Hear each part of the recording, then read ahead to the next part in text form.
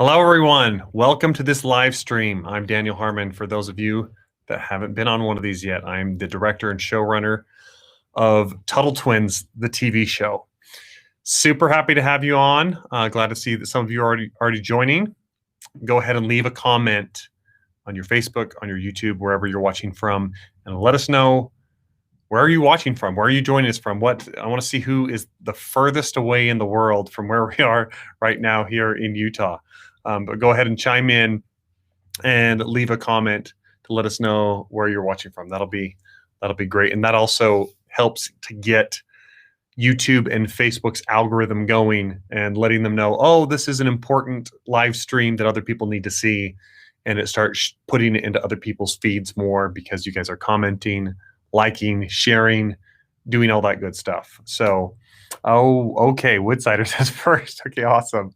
Albuquerque, New Mexico. Awesome, Nathan. Welcome. Louisiana. That's great. Welcome from Louisiana. Those of you just now joining us, this is a Tuttle Twins live stream. We are going to be interviewing a little bit later Jonny Vance, who is one of the writers of the show, and going through a little bit of his process. We also have some really cool announcements to make about what's going on. But first off, let's do a little call out for some people that are getting involved in the crowdfunding for season 1. Cynthia from, can we go ahead and put that up there? Cynthia from Oklahoma, she just invested $500. That's awesome. Thank you so much, Cynthia, for doing that. Dallas, Josh, you say you're joining us from Dallas. That's great. Watching on Facebook from Texas, Midlothian, Texas. Very cool, Michelle. Thank you for joining us. But there it is. Super happy to have you all on, and we've got some really cool announcements coming up. First off, for those of you that have not been able to yet, go to TuttleTwinsTV.com. And that is where we are raising funds for season 1 of this Tuttle Twins show. So far, we have raised, here's the big announcement, over $500,000. Thanks to all of you. That's huge. That's like beyond huge. It's massive. And it's really picking up steam. So, like I said, over $500,000 raised. TuttleTwinsTV.com is where you can go and make that investment. And it helps fund season 1. And particularly, what's crazy is we started doing some research about other crowdfunded kid shows, specifically animated kid shows. And we found out that we are already in a really, really good spot. Let me see if I can share my screen here. And show you something really cool. Is it sharing? I think it is. Okay. Here we go. Here's the chart. Top crowd-funded animated film projects for kids. This is in history. This is throughout the world. There it is. We are sitting currently at the number 2 most crowd-funded animated film project for kids. We're right there below Little Witch Academia 2, which is on Netflix. Just above Hair Love, which is an Oscar winner, a recent Oscar winner for a short film, and I think they got picked up for like a full series. I can't remember if that's on Amazon or where that is. The Wing Feather Saga, which is a little short film on Amazon Prime based on some books, and then also Morph of Aardman Animations. They are the studio that did Chicken Run, Wallace and Gromit, and Shaun the Sheep. So we're in really good company there. We're feeling great about the momentum that we've got. We're really seeing a movement coming behind this. So really awesome stuff. Again, number 2 crowdfunded animated film project in history and in the world. And in addition to that, and I'll go ahead and stop screen sharing now. Well, you don't need to see all these files.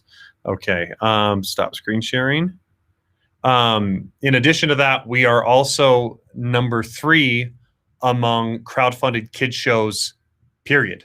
Not even just animated. I think it's the Aquabats that's above us as well. And yeah, we're looking to pass both of those here in short time. So thank you for joining us. Again, if you haven't been able to yet, go to TuttleTwinsTV.com, and there you can invest. All right. Agatha from Dallas, Texas, welcome. And Says, I love the show. Thank you so much. We're glad that you love it. Facebook user says, that's fantastic. It is fantastic. Let me get to a couple of things that we're going to cover here in this live stream. If you haven't had a chance to yet, make sure you comment either with where you're watching from or leave a reaction, a like, just something to kind of spike Facebook and YouTube's algorithm so that this gets out to more people. And also remember to share. So we've crossed over the $500,000 mark. Again, the total goal is $1 million, $1,070,000.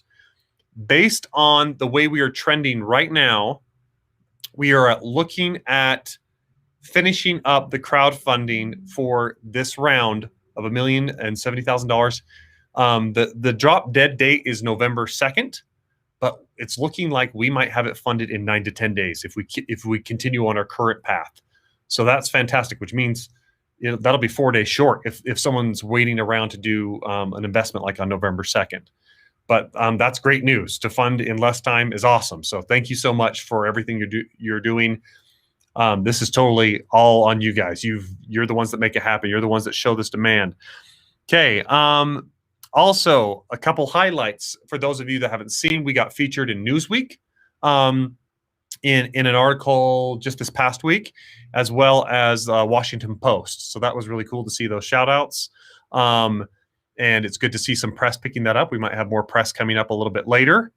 Also, let's see here. There it is. Some people have been raising a little bit of a question about, can this show be canceled? No. Unless we cancel it, it cannot be canceled. What do I mean by that? Well, this isn't going on Netflix. It's not going on Amazon Prime. It's not going through any of the traditional broadcasters. Our distribution partner is VidAngel, and this will be available for free on an app for people to watch the episode in its entirety, just kind of like you have all seen it in its entirety. And the only way this gets canceled is if there's not enough demand for it, or if we just cancel it ourselves. So no, like I get that there's people that would not want to see this kind of content exist at all, people that don't like the ideas of freedom, that don't like the principles of limited government, of all these things, sound economics that we can teach our kids. But no, it can't be canceled. The only way it gets canceled is if there's not enough demand for it. But right now the demand looks really good. Like I said, we've raised over $500,000. That's from over 1,200 of you. That's fantastic. And we're just going to keep chugging along. Okay, Facebook user, I've been trying to talk my wife into it. Could you tell her it's a great decision, and also I'm super smart? Okay, Facebook user, it's a great decision, and also you are super smart. Saying it verbatim. I do want to talk a little bit about why this could be a really good investment, above and beyond how much it means to me personally, as far as principles of freedom and liberty. I do want to get into that a little bit. And specifically, I want to show you a chart of the top revenue, or the most valuable film franchises, not even film, but just like media franchises of all time. Jonny is actually on here. Do you have that that graphic to show? I don't know if Jonny has it to where he can show it and share it from his side. But let me see if I can pull that one up and share that here. Give me 1 second, everybody. I'm going to pull up a really cool graphic, unless Jonny can, that shows why this is so important, and how this could potentially be a really great investment. So here we go. I'm going to share my screen, and I'm going to jump over here to this chart.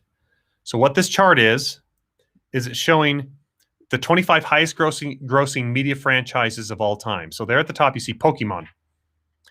And specifically, what you see in yellow, that's merchandising. And I've mentioned this before, that 70% of revenue on average from kids shows ends up coming from merchandising. And specifically, the theme you'll see here is that these are kind of family safe or more kid-friendly properties for the most part. It's things that aren't super hard, aren't mature content. So we're looking at Pokemon with 92 billion. That's billion with the B. Hello Kitty with 80 billion. Winnie the Pooh was 75 billion. Mickey Mouse, 70 billion. Again, look at how much of that in yellow is merchandising. Star Wars, even there, a giant chunk. And just coming on down, got some of these are foreign, so I'm going to butcher them. But and Pan Man, 60 billion. Disney Princess, 45 billion. Mario, that red there, that's all video game sales. So you're seeing where most of that one comes from. Shonen Jump or Jump Comics, that's 34 billion. Harry Potter, Marvel Universe, Spider-Man. But clear on down here, you see Batman and Barbie. Even Barbie, the merchandising, of course it is. I mean, it's more recently they've gotten into some more heavy content. But look at Cars and look at Toy Story. I mean, it's well over 70% of the revenue coming from merchandising. We're talking about a $21 billion property or $20 billion property for each of those. And we're not here saying that that Tuttle Twins is going to be at this level, but what we're saying as kids programming, it can be really, really big. That this people that love freedom and the principles of freedom might be a little bit more of a niche audience, but I don't think it's as niche as other people think. And I think it has tremendous potential to be extremely big when it comes to merchandising and all the content that can be made in the future, especially when we're thinking in terms of season after season. But again, the consistency we see here is this is more geared towards kids programming, family friendliness, and that type of thing. And we feel like we're really well positioned to have some awesome success when it comes to the Tuttle Twins. So wanted to share that with you. That's some really exciting stuff there. Okay, Patrick from New England invested $120. Thank you so much, Patrick. That's awesome. Let's see, we had another one that came up. Alyssa from Texas invested $350. Thank you. Okay, I had a question come up that went too fast for me, but I'll try to get back to that one. Can you tell a little about the history of VidAngel? Leslie, yes, I can tell just a little bit about the history of VidAngel.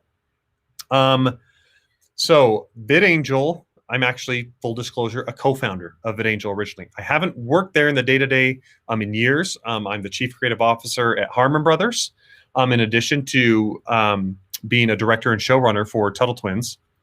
And VidAngel got its start by providing a filtering service. Specifically, my brothers and I wanted to watch certain content with our kids that we watch online. We were getting to where we didn't watch as much with DVDs and things like that. A lot of it was through streaming, and we wanted to create a service that sort of existed where our eyeballs were most, which was on phones and on laptops and things like that. And we wanted to make a service that would allow you to be able to filter out things like swear words and things like sex scenes and nudity and graphic violence and all those things, so we could watch things with our kids.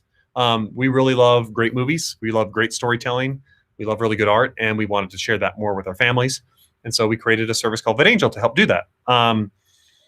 In 2016, I think it was, we got sued, and I say we. I'm not part of VidAngel anymore, like I said, in the day-to-day, but I'm a co-founder of it. But VidAngel got sued by Disney and a collection of other studios that included Warner Brothers and so on. And it went through a years and years long copyright battle. VidAngel had done everything in its power to actually obey copyright laws as we understood them and as counseled by our lawyers and all that. Disney took issue with that. They didn't like the idea of the filtering and all that stuff. And so what ended up happening was that the lawsuit fell in favor of Disney. There was something to the tune of like $62 million, like the biggest copyright judgment in history went in favor of Disney there. And then more recently, just a few weeks ago or a couple months ago, Disney and VidAngel settled for, I think it's $9 million or something like that, to be paid out over several years. So VidAngel will not be filtering any more of Disney's content or Warner Brothers or any of their subsidiaries. And that's a little bit of the history of VidAngel. And VidAngel has more recently had a tremendous amount of success with its own original content, specifically with Dry Bar Comedy, which is now doing, I think, somewhere in the neighborhood of 2 billion. It's over 1 billion views. I can't remember. It's over 1 billion or 2 billion views a year, but it's doing a tremendous amount. It's the largest library of family-friendly stand-up comedy. And then they've also had a lot of success with The Chosen, which I've talked about here, which is the model that we're following, where The Chosen went and produced a pilot that was called The Shepherd, and then they went and crowdfunded for the first season of the show. They raised $11 million, broke all the crowdfunding records for a media project. The numbers I showed you earlier were specifically for kids animated shows. And now VidAngel has been having just a tremendous amount of success with The Chosen, because it has like 62 million views. They are looking to actually get 1 billion views on it. It's a big goal, but I actually think they're going to get there. So that's a little bit of the history of VidAngel. That's our distribution partner. And again, the show will be available for free through VidAngel's app and through an app for Tuttle Twins. Okay, Linda from Indiana. Am I reading that right? Yes, invested $100. Thank you, Linda. I appreciate that. How much is the show? Oh, sorry, I missed about depending on the Tuttle Twins. How much does a show like Gravity Falls get from merch, I wonder? I don't know on Gravity Falls how much that one did, but on average, kids shows do about 70% of their revenue in merch. And we're kind of counting on that, a little bit of that kind of a number. That's a little bit of the reason why we've gone the route of redesigning the characters, trying to appeal to a more international audience, but things that'll look good and are kind of ready-made for toys and for backpacks and for shirts and all that kind of stuff. That's kind of the route we've gone with that. Facebook user, depending on the Tuttle Twin success, is there a thought to do other animated series? That's from Tyler Brinkley.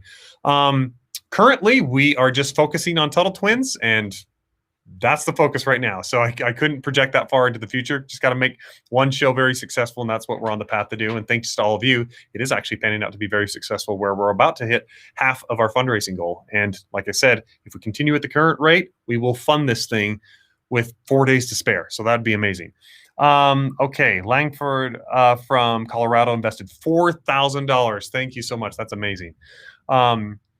Okay, so someone was saying, yeah, I was wondering why Grandma ended up a little bit different in the character. Yeah, a lot of it, again, has to do with international appeal and also appeal for merchandising. Grandma is actually, she is a first-generation Latina American. And so she has the accent and everything, and she's a really fun character. And so the twins themselves will also, they're quarter Latino in the Tuttle Twins TV show. And like we said, we're very much prepping this to go internationally. Yeah, I was wondering how Grandma, okay, I got that one already. It looks like the regular crowdfunding portal may be associated with other companies. Will it underwrite the project? The reg crowdfunding portal may be associated with other companies. I'm not sure what is meant by that, Shane. Hopefully I can get an answer for you on that. But no, I'm a little bit lost on that question there. Because the portal is only associated with VidAngel, other than maybe VidAngel might be citing some of the other companies that are being crowdfunded as well at the time, or the other media projects. Okay, let me go through a little bit more of kind of just a quick rundown of where we're at on the project right now. So for those of you that hadn't joined us on the last live stream, we finished all the final voice recordings a couple weeks ago, and we're still plugging those in right now. That was what I was doing today, is working with the editor to make sure the timing and all the performances were good with that one. So that's what we're in the midst of right now. We've started working on the background art for the first lemonade scene, and as well as for the time traveling tunnel when they're flying through space and time. We've begun to pass off some assets to animators so that they can start to get to work on their stuff. And then we are halfway through our work on the different props. And again, a prop is anything that a character is going to hold, or that's going to move, that isn't like a main character or a background of some kind. Like this book would be a prop, for example. And we're about halfway through doing those. So that's kind of a quick update on where we are right now, finishing up the animatic with new polished storyboards and with the final voiceover, so that we can hand that off to the animators. If we have a good animatic, we have a good show. That's the same in the business. So that's kind of what we're operating under. Now, to get on to some of the good stuff, we are going to be joined shortly here by Jonny Vance, who is one of our writers, and I'm going to ask him some really fun questions. Oh, Jason says the comic timing is amazing on the pilot. My kids were giggling even with the animatics. That's so good to hear. And that's really important to note, because it has to work first and foremost in the animatic. If you laugh there, then for sure you're going to laugh with the animation, because that's where it'll come to life even more. So I appreciate that compliment. It's really good to hear. Joe Hopkins says, that excites me. My son is kind of in that same scenario with my wife's family. Sorry, I missed that little, I don't know what excites you, Joe, but the same scenario with your wife's family. I got lost. Maybe I was talking about something earlier that you're referring to, but I appreciate the comment either way. Okay, without further ado, I think I've gotten through the majority of my updates. And we'll have more. We'll take more questions from you. Chrisity from Georgia invested $100. Thank you, Chrisity, for that. Again, for those of you that haven't yet, TuttleTwinsTV.com is where you can invest. But now we are going to be joined by Jonny Vance, who is waiting here on the other line. Can we get Jonny on? Incoming Jonny. Here we go. Awesome. I just welcome, Jonny. The whole frame. Hold on. There we go. There we go. Happy to have you on the show and happy to have a break to drink a little bit of water. I'll let you take a 10-minute break. Jonny, give us a little bit of your background. How did you be working on the Tuttle Twins show as a writer? And also, I should say, you're essentially our marketing director as well. Yeah, I've been wearing lots of hats. So a little bit about my background. I majored in genetics, so really relevant to everything here. No, but I quickly took a U-turn and I started writing as a student for a little show called Studio C. And so that was just really fun. And I was like, oh my gosh, you can get paid to write fun, family-friendly content. And then that transitioned into a job, an internship at Harmon Brothers quite a few years ago. So that's the agency that Daniel runs. I got to write on some Squatty Potty ads. I got to write on some chapbooks, some Lumi deodorant, lots of fun ads over the years. For a while now, I've also been a big fan of the Tuttle Twins books. Last year, I helped them do some ads, and I read them, and I was blown away by how clearly it broke down these principles and how entertaining, frankly, it was to just learn something at such a simple level. And so that's just a little bit about how I came to both be where I'm at as a writer and also be associated with this project. Awesome. I'm going to interrupt you for a second to call out a few people that have been making this train continue down the track. Colin from Tennessee invested $400. Thank you, Colin. That's fantastic. I appreciate that. And I think we already called out Christy for the $100 that was invested there. Thank you so much. Okay, what network streaming service is this show going to be on? It will be on VidAngel. VidAngel is our distribution partner. That's where it will be. And again, it will be available for free. You won't have to pay for a subscription service. You won't have to do a pay-per-view. This is using a pay-it-forward model where you can watch for free. At the end of it, you'll probably see my face show up and say, hey, this is made possible by someone else that paid it forward for you to be able to watch this. If you'd like to pay it forward and you'd like the principles in this show, if you believe in what we're doing here, pay it forward so other people can watch this as well. And that's going to be a totally optional thing for you to do. But that's what The Chosen is doing. It's working out extremely well. And in this case, to the tune of millions a year, millions right? a year. Yeah, it's doing fantastic. They're actually funding the next season on those pay it forward. So they're actually they are filming season 2 right now, a little bit further south here in Utah. So these dudes are liberty loving geniuses, y'all. Okay, thank you for that compliment. I'll take the liberty loving. The genius thing is out for debate, maybe, but that's awesome. Appreciate that. Okay, so kids content. John Bickingham, thank you so much for investing. Oh yeah, John, awesome. Thank you so much. $250, as well as Ogden from Maryland investing $100. Thank you. I appreciate it. Thanks so much, guys. Okay, what got you interested in or prepared in any way for doing some kids content besides just regular writing experience? What's gotten you excited about a kid show? Yeah. So I grew up in a very conservative home. As did I. So I'm one of 10 kids, second oldest.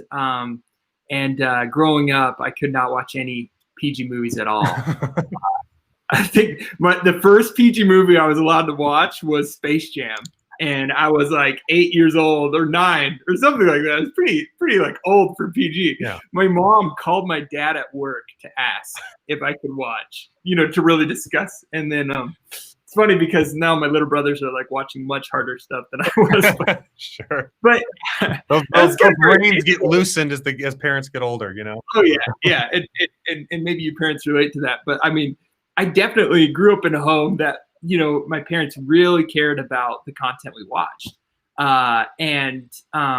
know, and that was when you could control, you know, we had to go to Blockbuster to rent things. Now, you know, it's just an open sewage pipe to Netflix or Hulu or whatever it may be. You're just one misclick away from pretty heavy stuff. Yeah. You know, I've been a huge fan of Pixar for so long. They've been kind of a North Star for us at Harmon Brothers as well. Just in the way that they're able to create content that's family appropriate, but also is deep and meaningful and entertains adults too. Yeah. So that's been a bit of, you know, a goal of mine over the last few years, is to just get involved with something that's both family friendly, but deep and engaging and funny for the whole family. Awesome. I grew up in a similar situation. We didn't watch PG-13 movies in my house until we were 17. So there was, and I had some special permissions for PGs. I think around the same age you did. It's a very similar household. But anyway, Stephen from Florida invested $250. Thank you, Stephen. Thank you so much for that support. That's amazing. That's going to make all this happen. Okay, let's talk a little bit about your creative process. How is it that you get inspiration for ideas? How do you get those out for the first time? Where did the crazy fun Jonny ideas come from? Yeah, so that's a great question. I write down, I want to say, I don't know, probably 10 times more bad ideas before I find a good one.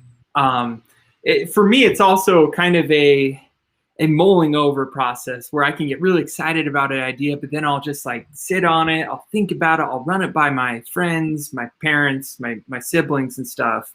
And then just see if other people are as excited as I am. Because sometimes you can get tunnel vision where you're like, oh, this is great, but then nobody else thinks so. And then what good is an idea if nobody thinks it's great? If you're the only one watching it. So, so that's, I mean, it definitely is like, I'm no genius. I'm the first to admit it, you know, but it's I think with enough ideas, you can get a good idea. You can get a genius idea, if you will. I'll use that loosely. Yeah. But so I mean that's my initial brainstorm process. I also have sort of a group of people that I can kind of count on to give me good feedback, bad or good. They will tell me if something sucks or whatever stinks. So yeah. So it's important if you're a writer to have those type of people that will tell it to you straight. Yeah. Just straight candor. We stress that around here a lot. It's a lot of that's a lot of Pixar's success is the ability to get very candid. Jill from Georgia invested $250. Thank you, Jill. Really appreciate that. Tim from New Hampshire also invested $100. That's so great, guys. Okay, so all right. So you, in order to come up with one really good idea, come up with lots of ideas. That's a little bit of the formula, right? Okay. Yeah, for sure. And then when do you find that those ideas hit you? Man, let's see. So it can be taking walks. It can be like oftentimes it's like when I'm away from a screen, when I'm either like in bed trying to go to sleep or in the shower on the go. It's an inconvenient times really when you're like, why am I getting this like idea that's inducing Jason's saying shower thoughts exactly. Yeah. But maybe there is something to that, slowing down a little bit, letting your brain work on it.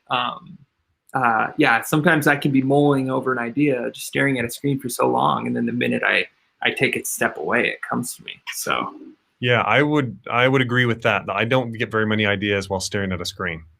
It's usually the breaks in between. Bathroom breaks. I always say that some of my best ideas come while I'm in the bathroom. It's kind of true because my brain has a chance to stop and think for a second, whatever task I'm on. Similar things, showers, walks, in bed at night, all those. And then for me, one of them is actually washing dishes. Oh, I should wash dishes. Well, it's just, I think it's the fact of having a mindless activity. you can kind of do on automatic, so that your subconscious is mostly doing the work, and then all of a sudden, some of those ideas can come. So that's kind of what works for me. Michael from Missouri invested $100. Thank you, Michael. Thanks, Michael. Okay, so now with Tuttle Twins, when did the idea hit you for? Because I guess we could say the core idea. We had so many of them that were kind of thrown into the pot. I had some ideas. Kelly had ideas. Kellen had ideas, and Jonny had ideas. But specifically, the idea to have a grandma with a time-traveling wheelchair. When did that idea hit you? When did that come? Yeah. So I knew when we were brainstorming about this idea, I've been fascinated by superhero movies for a while. Like, just why are they so popular? I've been stewing on this for a while. And then I got thinking, oh my gosh, I think it's ingrained in our DNA, in like myths and legends and everything. Let me kind of explain myself here. So what intrigued me about superheroes is that there's this, like, in most of them, there's this side of a superhero that's an alter ego that's just like us, right? And sometimes they're really mundane, and sometimes they're kind of like very ordinary. But then on the other side, they have this like magic, amazing superhero power that gets you really excited and really pumped up. And I don't think they would really work well if it was just the mundane, or if it was just the fantastical. It's like this mix of the two. Anyway, so I was like, oh my gosh, like, shows like Indiana Jones does this. He's a boring archaeologist. And then he's this adventurer. Breaking Bad does this. Walter White, is this chemistry teacher. And then he's this drug kingpin, and even like Christ, even Jesus Christ, he's both the Son of Man and the Son of God. And you have this like almost an alter ego. But these stories resonate so much because we can put ourselves in their place, and we can also like go to where they go and experience the fantastical. Anyway, so that idea, I was stirring on it, and I was thinking, how could we make history come alive? How can we make these ideas come alive? And the idea of this sort of like grandma with fantastical powers, and nobody knows but the twins. On the surface, she's this geriatric, lady in a wheelchair, but she, on the other side, she is this time traveling wizard that can go, anywhere, anytime. And it just kind of like was it that itch to scratch. And frankly, at first, I don't know if I told you this, but at first I was like, oh, it'd be fun if it was like a grandpa, because grandmas can't be that inappropriate. And I ran it by my mom, and she's like, no, it should be a grandma. Grandma is really great. So total credit to my mom. Like, and I think it really resonates well. And I think having it be a grandma that is such an inspiration for little kids, especially being involved, in science and this stuff, I think it was a really good piece of feedback from her. So anyway, so that's just a little bit of the madness, I guess, behind this. Cool. Very cool. And one of my ideas was actually involved a grandpa as well.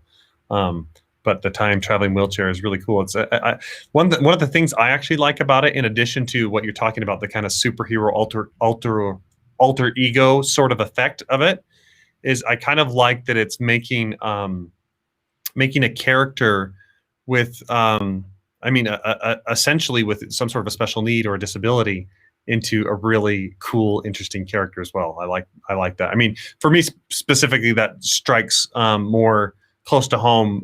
My youngest daughter is Down syndrome, and so that aspect of it kind of spoke to me of like, oh, this you don't usually see in media really super awesome, cool sort of elderly figures, or people have disabilities and things like that. So that portion of things resonated for me, because I just thought that was. You make a disability like an ability, super ability or whatever. I love that aspect of things. Okay, cool. Todd, we got Todd from New Jersey invested $1,000. Thank you, Todd. That's amazing. I think we had another one earlier. There's another $100 one, but those are great. Thank you, Mary. Mary from Texas invested 400. Oh, there it is, Mary. Thank you. That's awesome. And so Maddie says, "OMG, I saw the commercial. Bless this all." Thank you.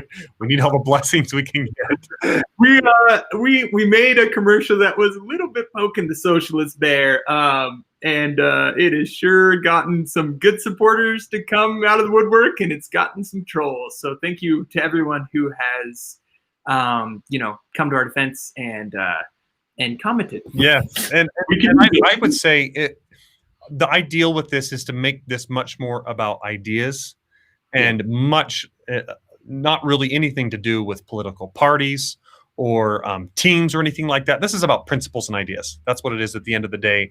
And anyway, I know the ad speaks a little bit to kind of socialism versus capitalism, that kind of a thing.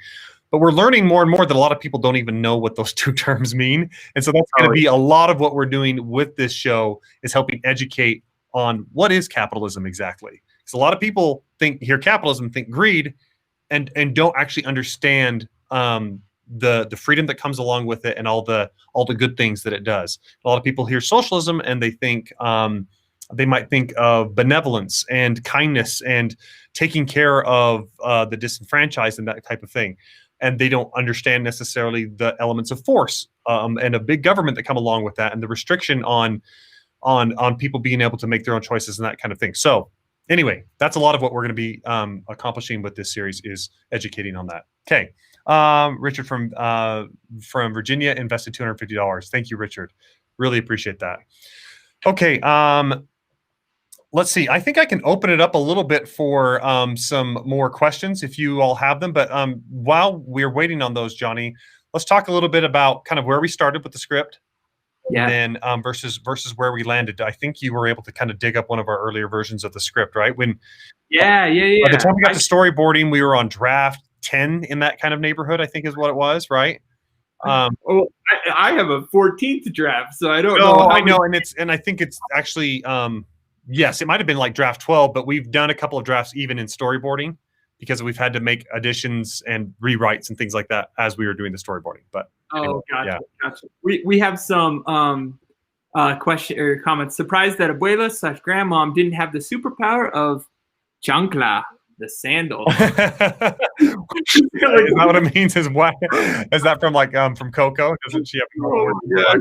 We'll have to get her, get out the shoe to whip some commies into shape or something. Yes.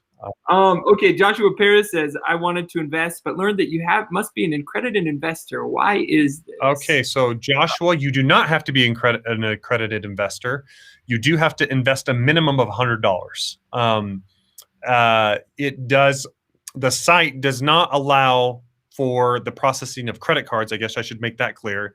You have to do it through, what is it, Jonny? It's through your bank. Yeah. So through a wire transfer. It's through a wire transfer. It is straightforward. It is step by step. It's not a hard thing to do. I mean, clearly, dozens of people are just doing it constantly, as you've seen, even on this feed. It's happening right now.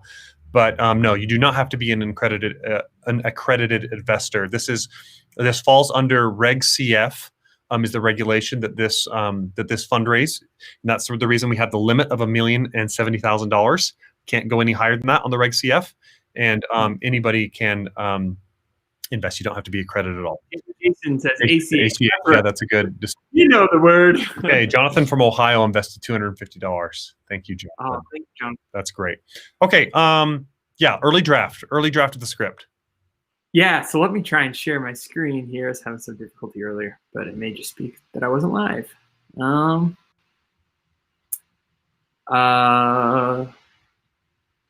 Okay. Joshua says that he tried to invest $500, but one of the prerequisites made me check a box stating accredited investor. I was afraid to lie. Well, it might be a box that's checked just in order to more for our information. You might have to fill it out, but I don't think it's actually a requirement. Well, I know it's not a requirement because everybody else is. We don't have 1,200 plus accredited investors that are doing that. That'd be crazy. But yeah, so you can check that box and just move on and not worry about it. Joshua, you don't have to check that box. Okay, Hannah clarifies, Joshua, you don't have to check that box. We're fine if you do. We're fine if you don't. Whatever. Just if you can invest, that's great. Okay. Okay. I'm having a hard time sharing my screen here. Not gonna work. Well, maybe I could. I mean, I could always read it. I think it's more visual. I mean, I could just throw it in here. Can I just send it to you? Yeah. Just send it on over to me, and I'll see. So I can share from my side. You mean? Yeah. So you can share from your side. Cool. Yeah. Let's see here. Right now. Incoming. Thanks for your patience, everyone. And again, my bank is not a choice. Okay. Amber says my bank is not a choice, and I'm not sure if it's not a choice on the platform or if you just mean that you don't want to do it through your bank. And I respect that if you don't want to connect to your bank. But anyway, okay, I did it through PFFCU and it worked, Amber says. Okay, PFFCU, I'm guessing that's a credit union of some kind. All right, cool. Did you get that through to me, Johnny? Yeah, let me share one more too. I found an even earlier draft. So oh wow, okay. It's gonna be even funner. Yeah, I mean, this thing has gone, as with any, writing, it evolves and goes through iterations, and we're still even doing iterations, going through some of the feedback that all of you have given us on the show and what you liked and what you thought we could tweak. Yeah, so we're doing even a few little tweaks there. Okay, so let me share my screen. California. Oh, Adam, thank you. That's great. Thank you. Okay, so here, let me come over here, Johnny. Yeah. And here we go. My screen is visible. Well, it's a split screen. Let's spotlight this one here. Okay. It's a hot Saturday. That one, right? Yeah, this is it. Okay. So this is a pretty early draft. I think this is back in June. Yeah. It's a hot Saturday, and Ethan and Emily's lemonade stand is booming. Their good friend Copernicus takes a bite of a lemon and makes a soured face. These oranges are terrible. There it is. Go ahead, Johnny. Ethan and Emily turn to see the captain of the neighborhood's kids club, Corinne. Hi, Karen. Would you like to buy some lemonade? Asks Ethan. My name is Corinne, not Karen. And according to Section 3B of the kids club laws, I get to have lemonade for free. Corinne says. I think we're writing this in like pretty early storybook form. Ethan and Emily look at Karen's rule book, and sure enough, in super fine print at the bottom, scribbled in crayon, it reads, the kids club captain gets to drink all the lemonade she wants for free now and always, amen. One thing I want to call attention to right away, Johnny, is that the intro here was not interesting enough. And so we revamped it entirely. As you'll see, we start on the time tunnel and then flying with that. And that's much more attention grabbing, especially when we are going to be providing this for free to watch on places like Facebook and YouTube, especially for this pilot as we're going about raising money. And so we had to really revamp and put those things up front. And it wasn't nearly as funny early on as what we have now. Can I speak to something really fast, Dave? So one thing that we did here, I don't know if any of you guys are familiar with the hero's journey. But basically what that is, a lot of popular fantasies follow it, where like somebody starts off in like a normal world, then they go and they have a guide take them to this fantastical world, and then they come back changed.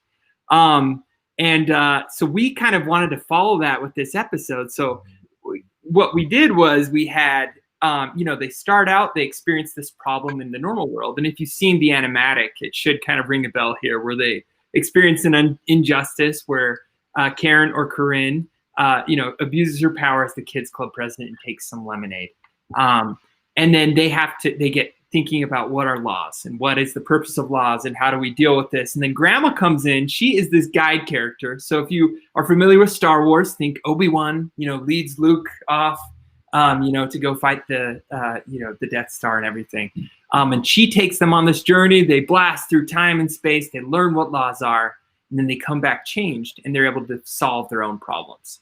And so that was kind of the arc that we were looking for, and that we hope to do in the future, is that, hey, it would be great if the kids, through Grandma being a guide and connecting them to important historical figures and lessons, can solve their own problems. Yeah. And come back and be proactive, and maybe show other kids how maybe they could solve their own problems in their communities and their governments. And I would actually say that Grandma, although she does operate as a guide into taking them to different places. It's more of like the Frederick Bastia and the sheriff figures that actually provide more of that guidance than even Grandma does. Grandma's more of like a super connector kind of socialite.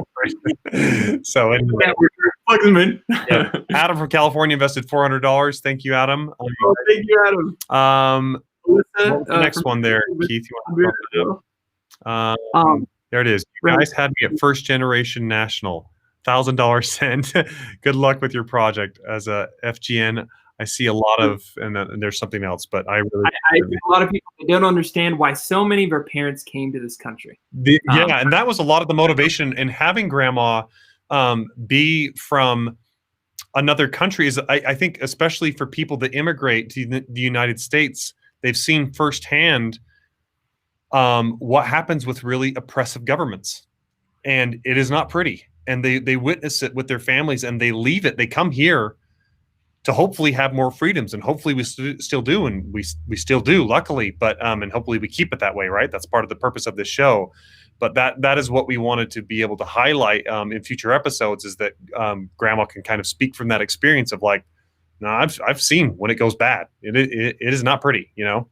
Okay, so Joshua from Arizona invested $250. Thank you, Joshua. Candace from Colorado, $150. Thank you, Candace. Really appreciate all that support. Lauren from Ohio. Thank you, Lauren. Awesome. Okay, so I'm going to share my screen again, Johnny. We're going to go on back. Read a little bit more. Great. Oops. Sorry, guys. Okay, here we go. Okay, where did we land? Did we land here? Corinne steals the lemonade. Ethan, but this sounds like you're stealing! Exclaims Ethan. But it's in the law, so it must be right, shrugs Emily. Well, why do these oranges make my teeth hurt? Asks Copernicus. Okay. Emily and Ethan puzzled, Copernicus taking a bite. Just then, Mrs. Tuttle pulls up in the family van with a mysterious passenger. It's Grandma Girdle. So originally, her name was going to be Girdle. It's actually going to be now changed to Gabby, or Grandma Gabriela, because she is a first generation Latina American. So I can't tell too much about who he cast, but no. I mean, she's phenomenal, and she's this first generation Mexican American. She has so much character that, I mean, I'm so excited for you guys to hear her voice in the show. It's amazing. All right, continuing on, the twins rush to embrace her. Mom announces that Grandma will be moving in with them since she got kicked out of the nursing home for illegal possession of a pet. The kids notice that the fur wrapped around Grandma Girdle's shoulders is actually a live raccoon. Derek did them a favor. Those floors have never been cleaner. Grandma Girdle talks to them like a baby. Who likes eating garbage off the floor? You do. So, obviously, you can see elements of what carried over and some other things that kind of got left on the cutting room floor. That's just kind of the way this goes. We initially thought like, a nursing home, like getting kicked out of a nursing home is a fun thing, but it just felt, too long-winded and whatever the setup. Do you want to pick up from there, Johnny? Yeah. The kids turn their attention back to the lemonade stand. Karen proudly walks away with her new lemony beverages free of charge. By the way, you're welcome for everything I do for this kids club, she calls out. The twins look confused. Is that law legal? What just happened? Grandma, having seen this interaction, sighs knowingly and turns to Derek, sleeping on her shoulder. I think Ethan and Emily can use a little lesson about the law. Derek snorts in agreement, or maybe it's just a normal raccoon snort. No one can tell. Okay. All right. Anyway, we'll come on back. Example of like an early draft, right? Yeah. Maybe. Came a long ways, and granted, we were not writing it in true film script format right there. We had kind of adjusted it for the time being because we put it in a storybook book format in the meantime that we ended up printing and testing with kids. And that's what we did there, is we were writing it for that kind of just storybook form to kind of test the overall arc and make sure that everything was working for the story. So that's what we did. So is Grandma from Venezuela or Cuba then? Would make most sense. So yeah, we've thrown around those ideas. So the actress herself is from Mexico, but yeah, we're still kind of debating in our minds of like, is she from Chile? Like all Venezuela, Cuba, all those places have had really, really bad history with failed experiments with socialism, communism, and those types of things. So to be determined. Okay, awesome. Replying to Jason, my husband sent you a message. Someone says, okay, awesome. All right, Nephi from Alabama invested $1,000. Thank you, Nephi. That is amazing. Really appreciate that. Okay, let's see here. In addition to that, Jonny, any questions that I should have asked you as a writer, but did not yet, that you want insights you want to share with the audience? Let's see. I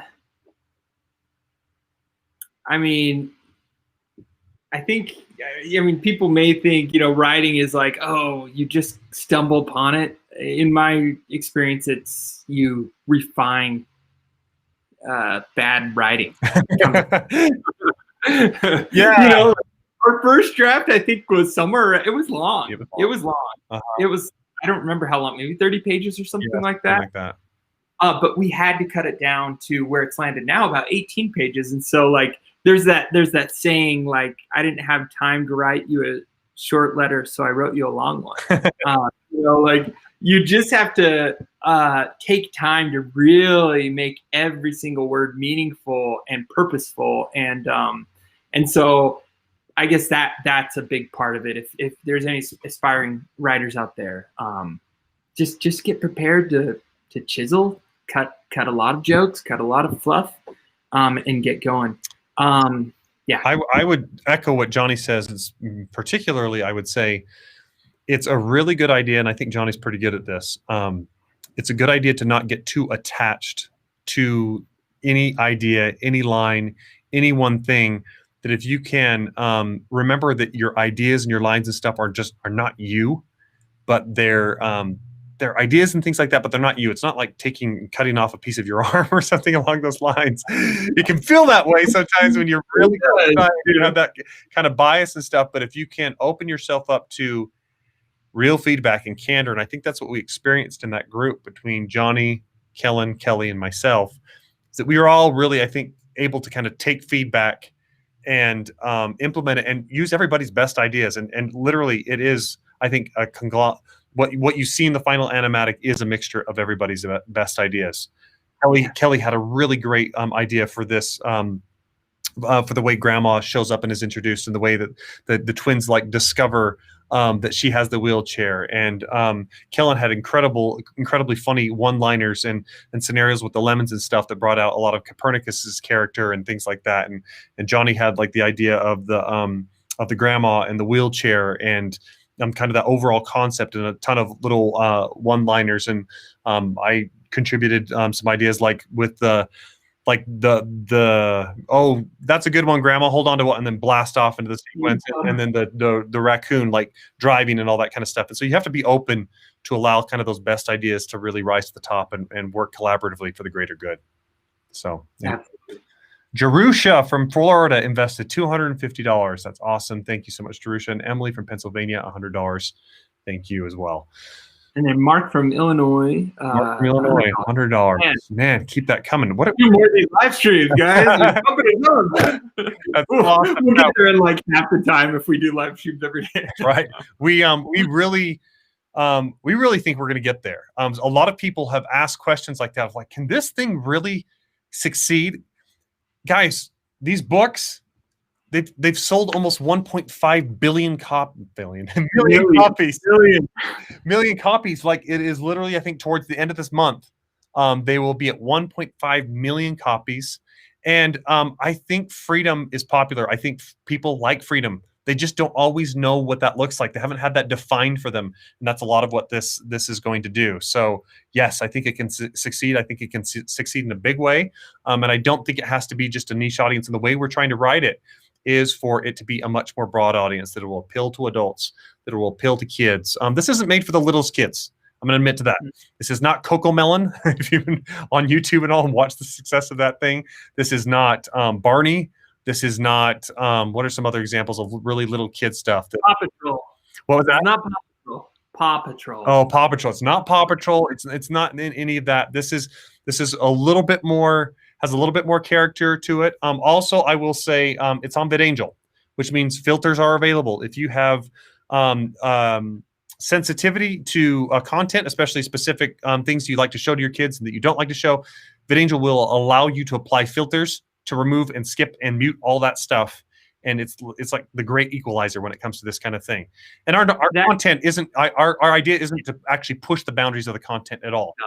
It's that's not the thought with this. And I know there's been some a little bit of hesitation we've had in some of the comments of like, why are you throwing in jokes like that? And some of them are meant for adults to go right over the heads of kids and things like that. We're not going to be able to please everybody, but VidAngel makes it so if you are watching it with someone that's 5 years old or something along those lines, you can go ahead and apply those filters and watch it the way you want to, in the way that you feel comfortable in your own home. So, and I'll just add, like if you've watched the episode or if you haven't yet, go ahead and watch it. It's nothing. It's TVY7, so it's 7 up. It's not anything. You will not. I don't think you'll be shocked by anything in it. They're very tame. We just wanted to write stuff that we found funny as well. Yeah. And that appealed to us. So. Yeah. John from Texas, $250. Corey from Texas, $100. Thank you to you both. Again, TuttleTwinsTV.com if you haven't gone there yet to invest. We are over the $500,000 mark. That's a huge milestone, and currently we are tracking to finish this in about 9 to 10 days from now, about 4 days early. And if we pick up some more steam, who knows what'll happen from there. But you guys are the best. You're really all the support that makes this happen, and we're going to get a season of Tuttle Twins made. That's what's going to happen. That's clear. That's totally what's going to happen. So, okay, Mary from Wisconsin, $250. Thank you, Mary. Okay, let's open it back up for questions. I think we've covered all the stuff that I wanted to with Jonny. Jonny, you can stay on for these questions as well. That might be relevant. Okay. Just hit us up right now. What do you have in the way of questions that you haven't had answered yet, either about the show, about the investment, about the business, about the long-term vision, any of it? Now's the time. Get all those questions out. We'll answer as many as we possibly can. Are there any we missed, Keith, that I should go back to? Catherine from California, $250. Thank you, Catherine. That's all. Thank you, Catherine. Well, I think we're up to 516 now. We're up to 516? Yeah, we went up a ton here. Yeah, we went a lot during this live stream. That's amazing. Okay, what do we got here on the way of questions? Nothing? Did we already answer them all?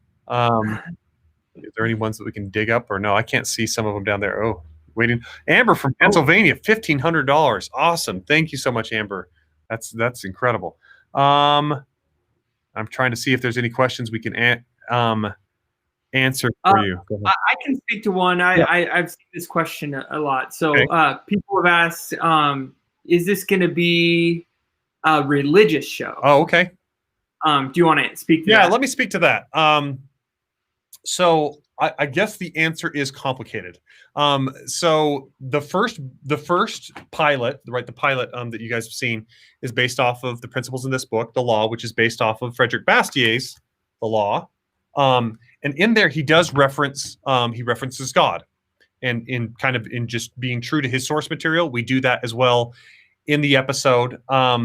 We're trying to do that in an inclusive way. Full disclosure, I am a Christian myself. I am a religious person. I do approach it from that perspective, but I also want to be inclusive to anyone that doesn't approach things that way.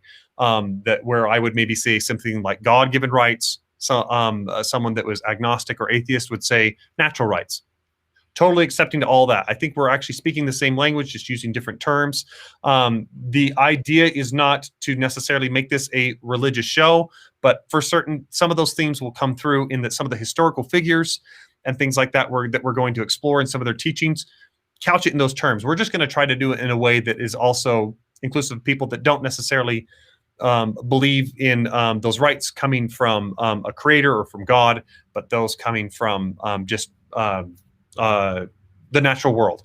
And anyway, we want to be inclusive of that. At the same time, we're not going to necessarily hide religion in it. Like one of the things we reference in the show is the fact that they have their freedom to go worship, she says there, like to go to church or the deodorant store. And anyway, we're trying to lighten things up with that. But so I guess the answer is complicated. No, we're not trying to make this an exclusively religious show at all, as much as just it's inclusive. Yeah. It's inclusive of everybody. Yeah, that's right. Okay.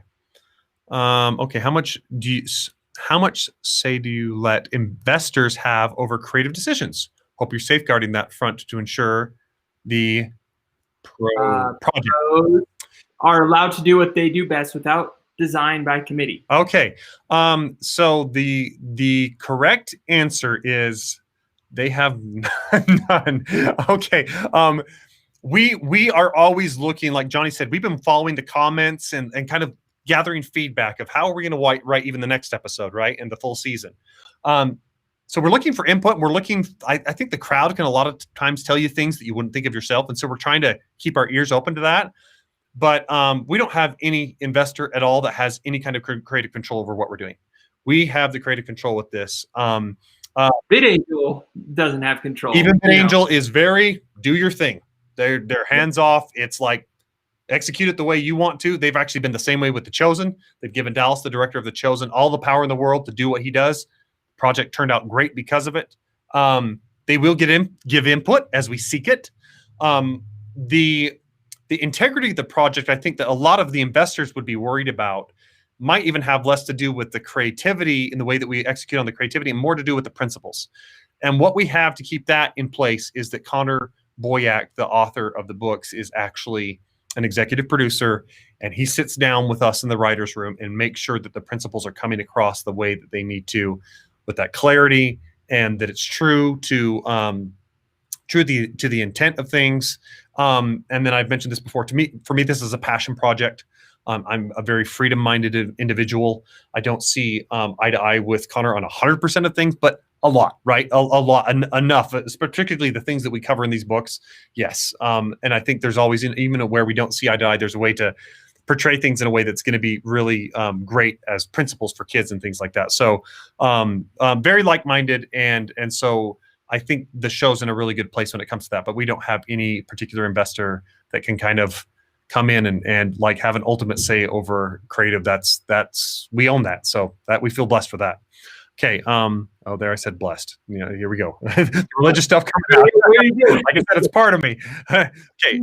Track from Pennsylvania. Yeah, track from Pennsylvania, $250. Awesome, thank you. And then Gregory from Illinois, $250.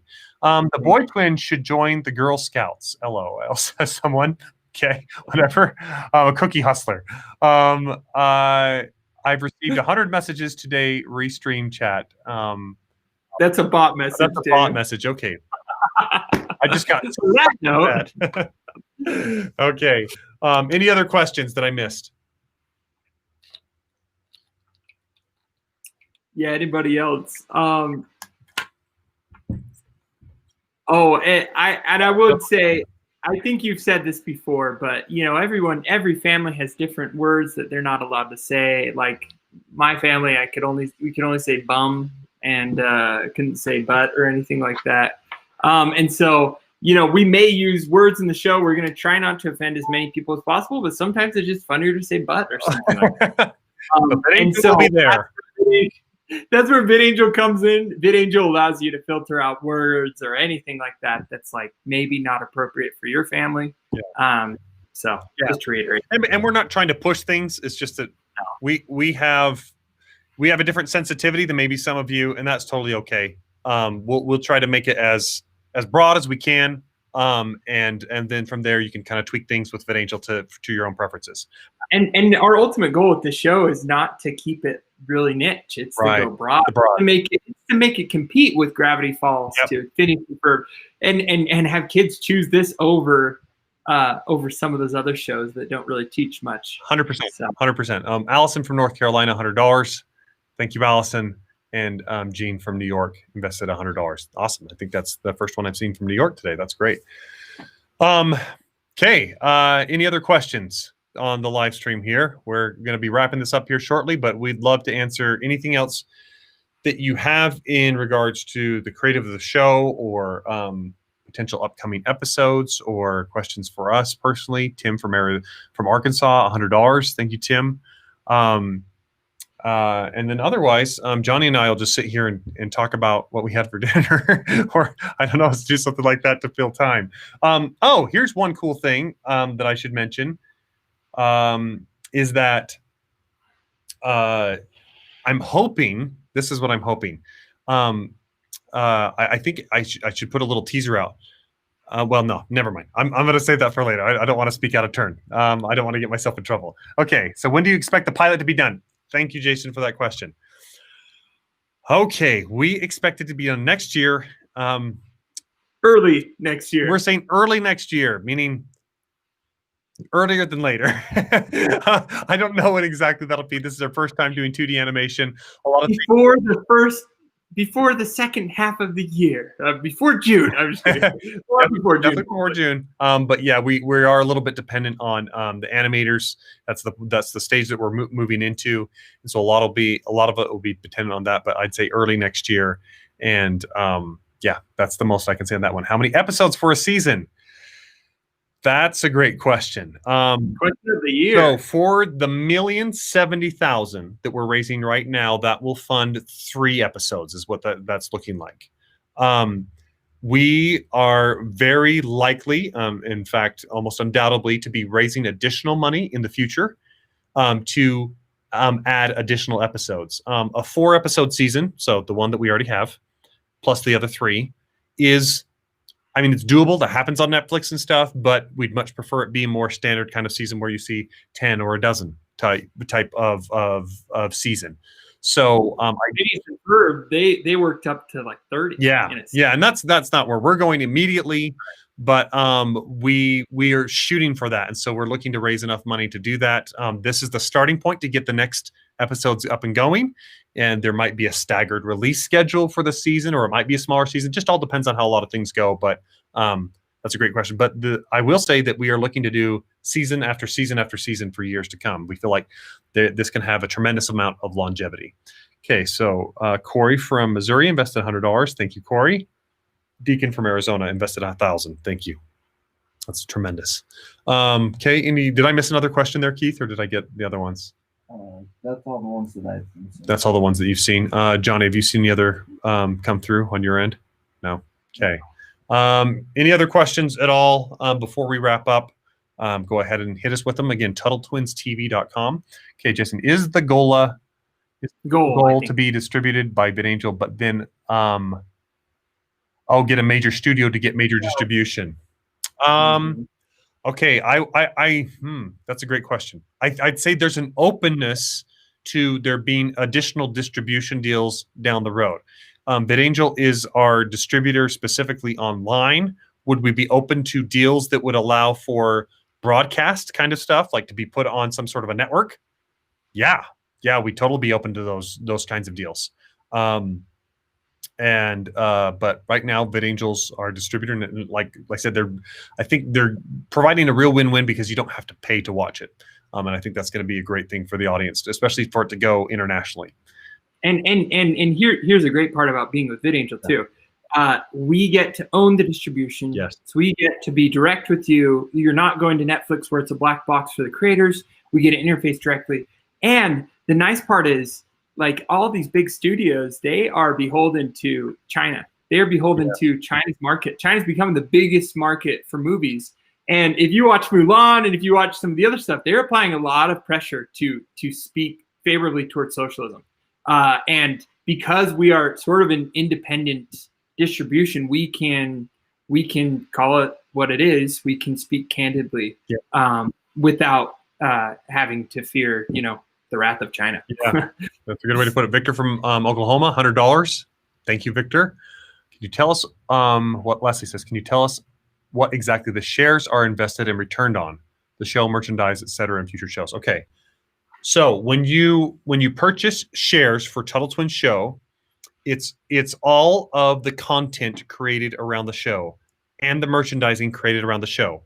I should be very clear that it does not include the original books or any of the content created around those. The characters in this form, it's very different. But anything to do with the show, it is ownership in that. And so, and that's not just the first season. It's all the seasons, all the merchandising, all that is part of it. Absolutely. David from Kansas invested $1,000. Thank you so much, David. And then what else? So that includes the merchandising, includes future shows, future seasons, all of that. Hopefully that answers your question. Maybe possible Pez dispensers. Yeah. food. We'll really know if we made it, if we have Pez dispensers. What I'm most looking forward to is making a plushie out of that Derek character. I want one for myself. It could turn into like a coonskin cap and then you like unfold it. Oh, I'm excited. It'd be amazing. But Amber says, what episode topics have there been so far? So the episode topics, the one we already covered on TuttleTwinsTV.com, you can watch it in its entirety, is on Frederick Bastier's The Law. Specifically, it dives into how that applies to property rights. It mentions rights to life and rights to liberty, but it dives more exclusively into the right of property. So in future episodes, we could go more deeply into the right to life or the right to liberty. That's another thing. In like the miraculous pencil, we could dive into basically the miracle of free markets and the way that allows for specialization of people creating something like a pencil that would never exist otherwise, that no one person in this world knows how to make. Show business, it can cover things like entrepreneurship, food truck fiasco, on things like how regulations aren't always there to help out the customer, as it turns out. It's often there to help out a big bad business. So we can cover things like that. One of the ones I'm really excited about, a couple of them, are The Creature from Jekyll Island, is and talking about the money supply and the way that's been manipulated and completely worked against us, but also the Golden Rule. I'm really excited about talking about the Golden Rule and how that applies to the way that we treat our neighbors, the way we treat one another. And I think that's a really important thing to remember right now in particular. And it's something that across the aisle, presidents for decades have not adhered to. Yes, I would say. What if the next generation wasn't warmongering? Yep, right.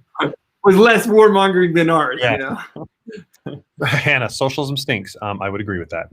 It does not benefit us. Okay, Donald from Indiana invested $150. Thank you, Donald. Thank you, Donald. I don't think it's the Donald. I think it's just a Donald. It's not true. Okay, awesome.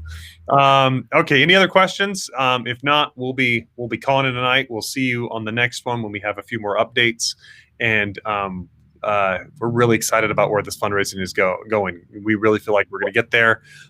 This is a movement, and you can see it, that like there are so many people that are really into the principles of freedom and that want to pass those values on down to their kids. Because where else are they going to get it right now? If parents don't kind of take the lead in teaching their kids about that, it's just not going to happen. And we see that over and over again, that it's just a whole generation right now that is not being raised with those values unless parents really dive in and make that happen. Because we don't necessarily have a culture or an environment that supports it as much anymore. So I'm really glad to see so many people that are so stoked to pass those things down and kind of play the long game when it comes to freedom. I think we got to think in those terms. So, all right, everybody. Thank you, Tyler from Utah, investing $230. Really appreciate that. And Don says, hope it goes well for you. We hope it goes well for all of us. Okay. Thank you so much. Appreciate you staying up. One more. I'll just say, if you guys want to back, hopefully, we may kind of fill this round within the next, like Daniel's saying, 8 to 10 days. But go to TuttleTwinsTV.com to check it out. And if nothing else, to get a dopamine hit seeing the numbers go up. I've been checking it just I don't know. Amber says, whoa, holy cow, we're getting like, oh my gosh, people are really, it's resonating, it's going well. So yeah, Amber says, thank you for your mission. Thank you, Amber, for your support. Really appreciate it. Okay, Amber. All right, we'll see you guys. Take care, everyone.